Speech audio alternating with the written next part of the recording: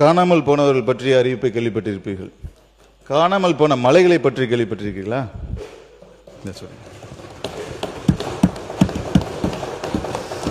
பெரம்பலூர் மாவட்டத்தில் எலும்பலூர் கிராமத்தில் 75 மீட்டர் உயரமுள்ள பிரம்மரிஷி மலை 2006ஆம் ஆண்டு முதல் சுமார் 3 ஏக்கர் பரப்பரப்பில் 25 மீட்டர் உயரம் வரை வெட்டி எடுக்கப்பட்டு காணாமல் போய்விட்டது.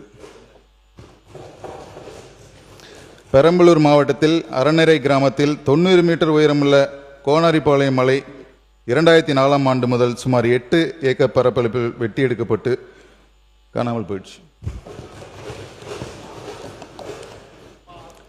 பெரம்பலூர் மாவட்டத்தில் செங்குணம் கிராமத்தில் 25 மீட்டர் உயரமுள்ள செங்குணம் மலை 2026ஆம் ஆண்டு முதல் சுமார் 7 ஏக்கர் பரப்பில் 20 மீட்டர் வெட்டி எடுக்கப்பட்டு காணாமல் போயிடுச்சு.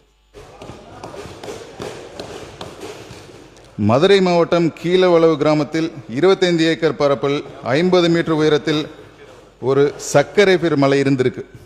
ஆனால் 2003க்கு அப்புறம் அந்த மலையில் 7.5 ஏக்கர் காணாமல் போயிடுச்சு.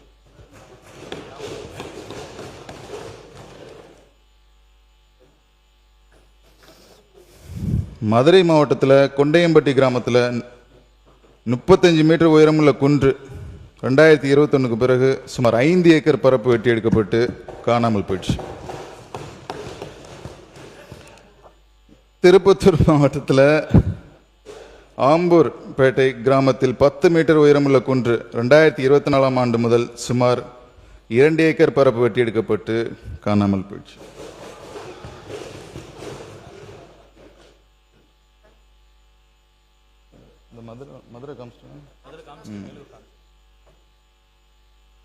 ராணிப்பேட்டை அனந்தலை கிராமத்தில் 16.16 ஹெக்டேர் பரப்பளவில் 70 மீட்டர் உயரத்தில் அனந்தலை மலைன்னு ஒன்று வந்திருக்கு. ஆனால் 1998க்கு அப்புறம் இந்த மலையை காணாமல் போயிடுச்சு. கோயம்புத்தூர் மாவட்டத்தில் முத்தூர் கிராமத்தில் 4 ஏக்கர் பரப்பளவில் 6 மீட்டர் உயரத்தில் குன்று ஒன்று இருந்திருக்கு.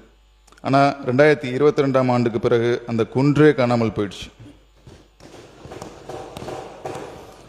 கோயம்புத்தூர் மாவட்டத்தில் முத்தூர் கிராமத்தில் 3 ஏக்கர் பரப்பரப்பில் 10 மீட்டர் உயரத்தில் குன்று ஒன்று இருந்திருக்கு. ஆனால் 2022ஆம் ஆண்டு முதல் இந்த குன்றே காணாமல் போயிடுச்சு. தென்காசி மாவட்டத்தில் அரியநாயகிபுரம் கிராமத்தில் 7.5 ஏக்கர் பரப்பளவில் 50 மீட்டர் உயரத்தில் கோணமலை இருந்திருக்கு. ஆனால் 99க்கு அப்புறம் இந்த குன்றே காணாமல் போயிடுச்சு. இப்போ நான் சொன்னது ஒரு சாம்பிள் தான். இந்த மாதிரி